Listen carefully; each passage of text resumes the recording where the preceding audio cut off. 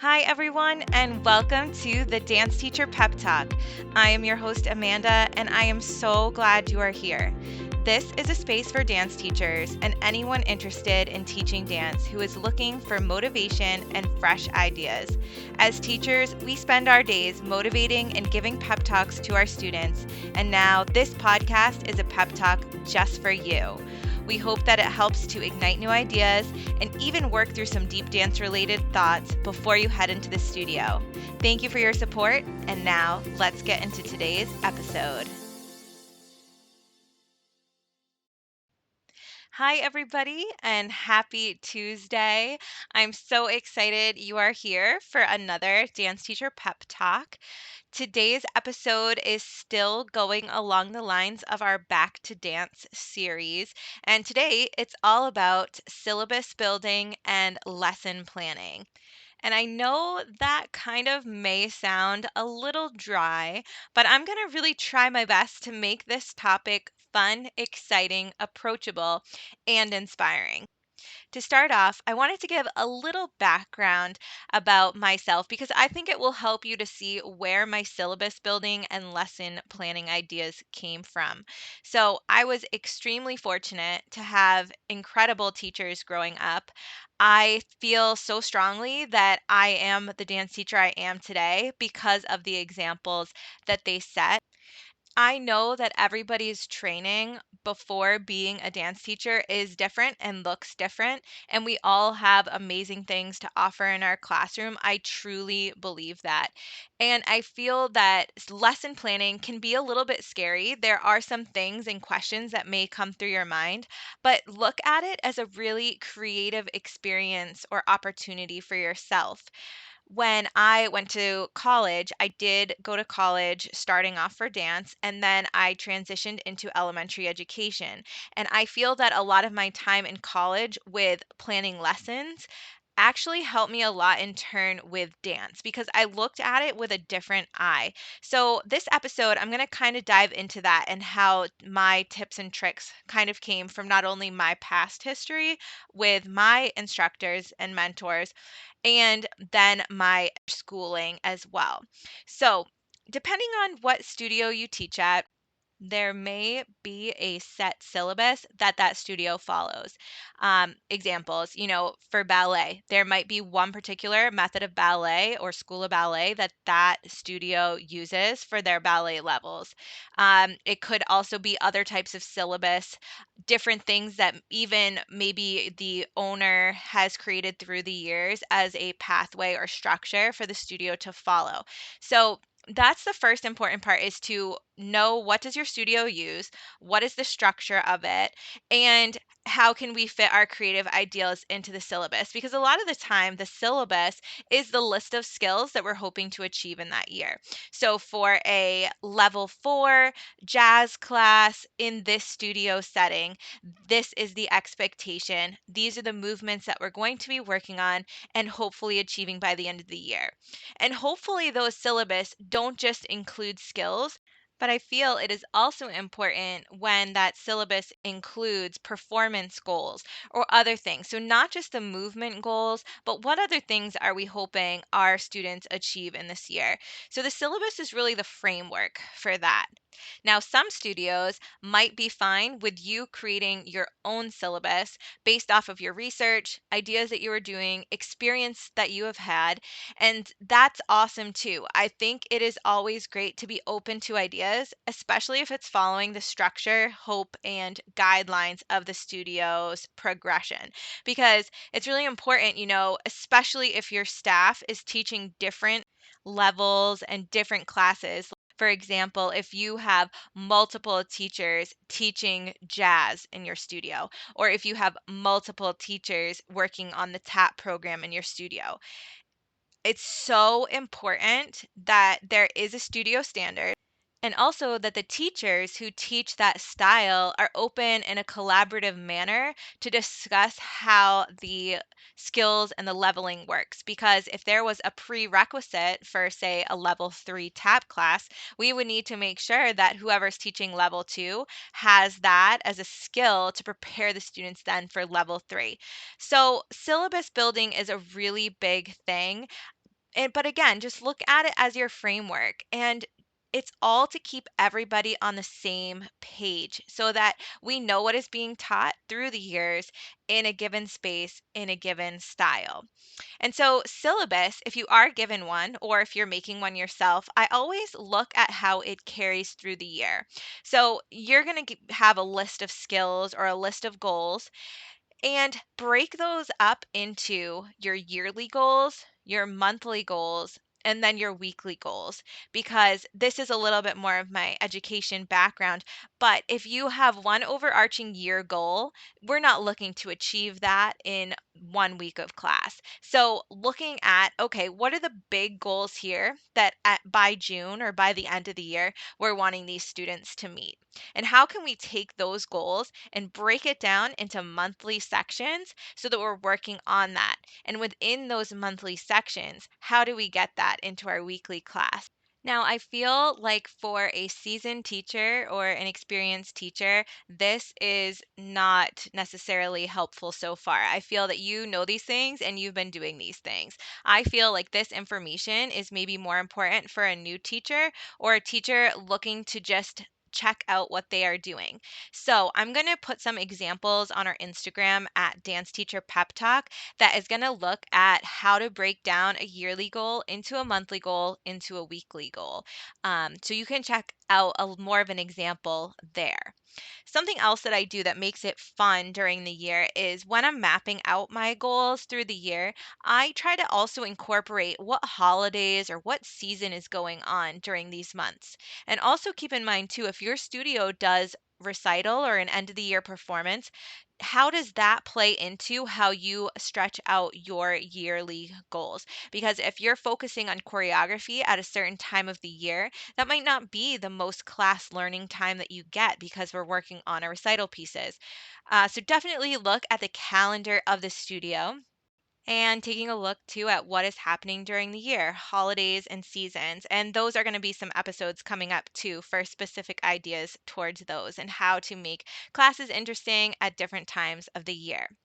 So now, looking at class structure. For me, the way that I set up my class is I always make sure that I have a goal. And I'll go into that in a little bit. But I always structure my class starting with a warm up and then having center exercise or doing across the floor. And then, depending on the class, sometimes if there's time at the end, we do combination. If it's a contemporary class, I always include improv, and I've been actually including a lot more improv into my jazz classes as well. A ballet class would look a little different, maybe depending on the age level. Maybe you're starting at the bar, you move into center and go across the floor. Every style is different, and every class can be different too, the way that you set up, depending on how you want to bring your goals out in that class.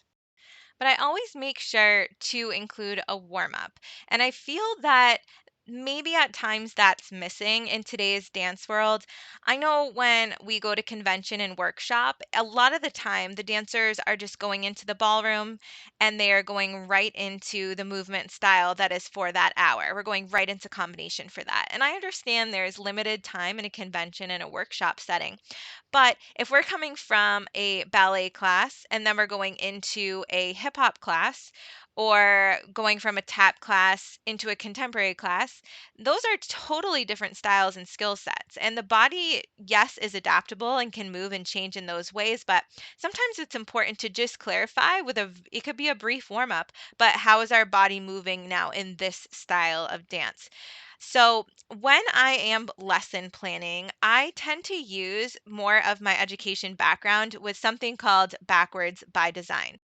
So, backwards by design is basically meaning you are planning your class from the end to the beginning.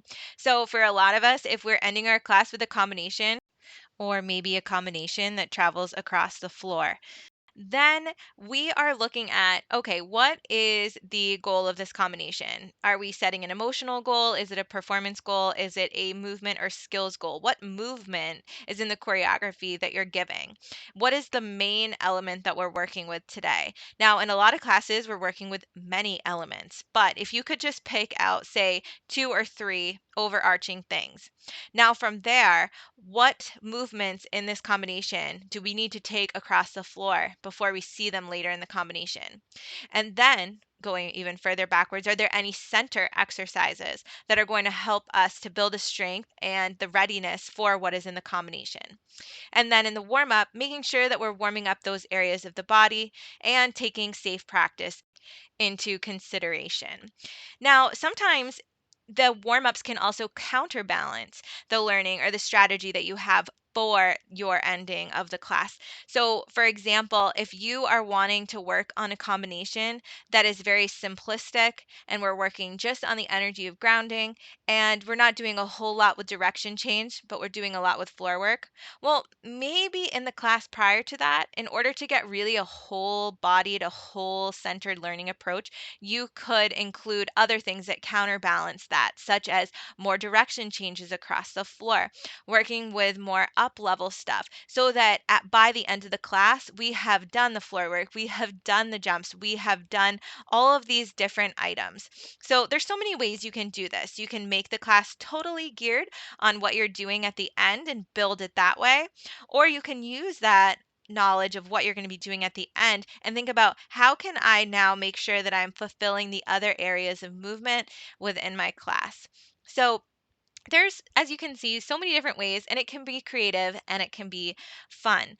I remember one year I wanted to create a end of the year survey for my classes to see what did the students like the most about class. I put everything. I put the warm up, I put center exercises across the floor. I really wanted to know, what did you enjoy in class? Because you're coming to class because you love to dance, but what was your favorite part? And we ranked them. And a lot of the time the warm up, yeah, that was not the favorite, but it wasn't always the case. I think by knowing that, though, I was able to then explain to the students why the warm up was so important. And then we got into that conversation from there. Structure, discipline, and understanding is going to take your dancers so far beyond the studio, whether they become a professional dancer or not.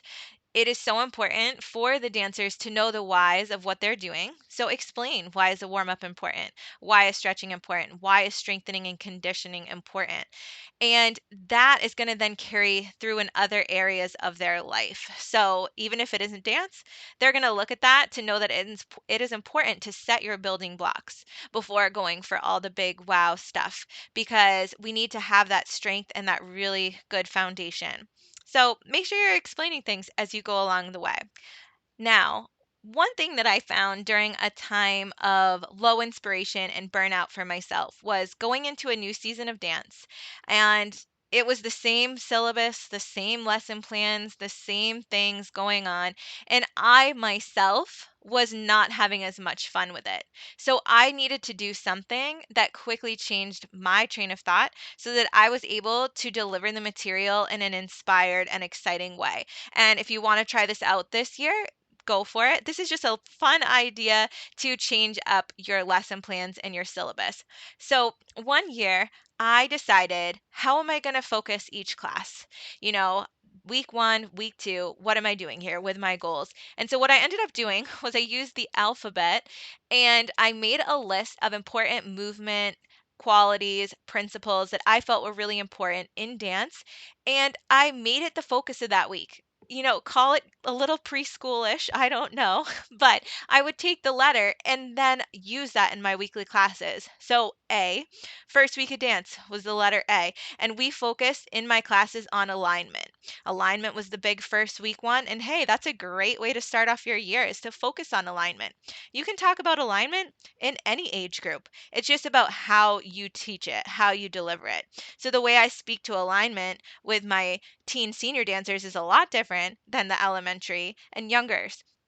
Imagery is so, so important for all age groups, whether you are a young one or an older one, because that's going to help them set up with proper form, but also create a lasting effect in the teaching of it. And then week two, the letter was B. So we focused on balance. And as I got going with this, I realized that different styles that I was teaching had different importances with those letters. So while we were working on balance in jazz, in contemporary, I started working with breathing. How are we incorporating our breathing into our work? So you can take this so many different ways, but if you're looking for a new strategy on how to get yourself inspired and ready for the year, give it a try. Take your alphabet and just maybe even if you want to Google like movement principles and see what words come up. We've got alignment, we've got balance, breathing, coordination, centering. We've got down on the floor energy. Whatever it is that you want to do, it might be a cool way to help you then structure in your classes. How can I take this one word or this one concept and apply it across the many different styles of dance that you may teach? And what I found that was interesting was with this was it pushed my teaching a lot because I then was able to look at one specific subject or one thing within all of the skills in the syllabus that I was working on across the board, but see how can I apply this to a younger dancer and an older dancer? And if I had dancers twice a week for different subjects, how am I also helping them to balance this concept between two different styles of dance? So it was a really cool thing. And I ended up doing it actually more than 1 year because I found it was so beneficial. And also, it was really fun for me. It challenged my teaching, it challenged my creativity, but it also in turn challenged my students that year. So, just a fun little tip if you want to give it a try for this year.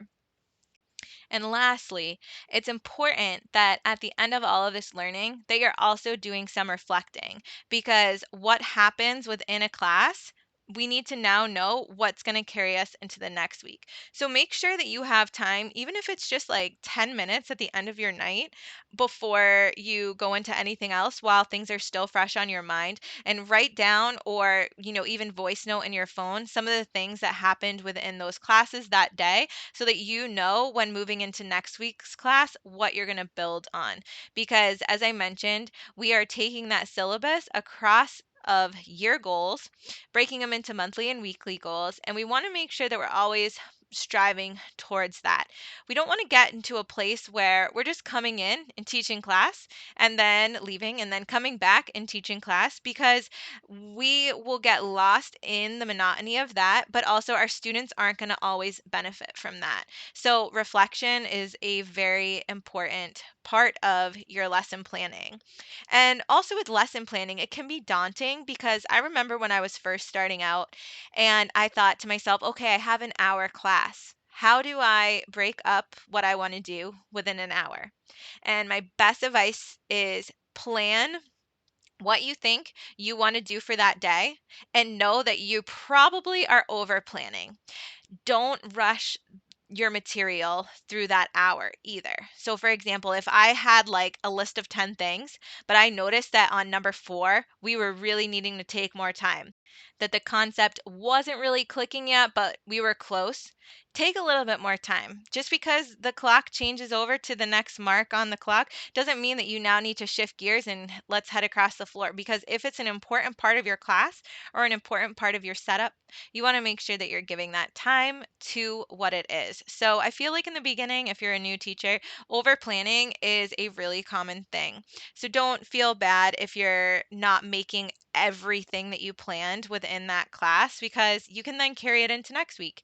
I, a lot of the time, have to carry things that I had planned over into the next week because when you're in front of your class in real life, so many other things take effect. And even going back to the student mindset, how the students come in that day is how they're also receiving the material. So if something feels a little bit off, they might not be receiving it as well as you had originally hoped. So you need to then be able to make changes. Being adaptable is very important as well. Looking out at the room and seeing what is happening in front of you, you are going to probably be making changes to your plans and making different teaching moments on the spot, because you can never anticipate what's going to happen and you're not going to anticipate how it is going to be received. Leave time for discussion, leave time to talk about the why, and maybe even include that within your plan. If you are going through things and you feel that maybe we're having a really hard time bringing our shoulders down into our back and we're really raising our shoulders up by our ears, maybe there's going to be a talking point within your class on that in that particular day or whatnot. So give yourself room to just be in that moment and be present with what is happening in front of you, because for me, that was a huge change when I just took a moment to see that present feeling, that present moment of what was going on, I had some of my best teaching moments in that. And same goes for choreography. So, sometimes I would overplan choreography and look at the clock and realize there's no way I'm going to get all of these phrases out to them. And in that moment, I had to decide what is more important. Is it more important that I get out all of these phrases? Or is it more important that the students were leaving feeling successful or feeling that they had learned or grew with something? So, those are just some of my tips and ways that I work my lesson plans in connection to different syllabus. I hope that you found this helpful. I feel that some of this episode was more geared towards newer or up and coming teachers. And again, I'm going to have some examples of how to break up goals on our Instagram at Dance Teacher Pep Talk. But for today, I hope that you are able to take something away from this that inspires your next lesson plan. And I hope you all have an amazing day. Please check in with us on our Instagram. And again, if you ever have topics you'd love to suggest, we would love to hear it. Thank you all for your love and support, and we'll talk on Thursday.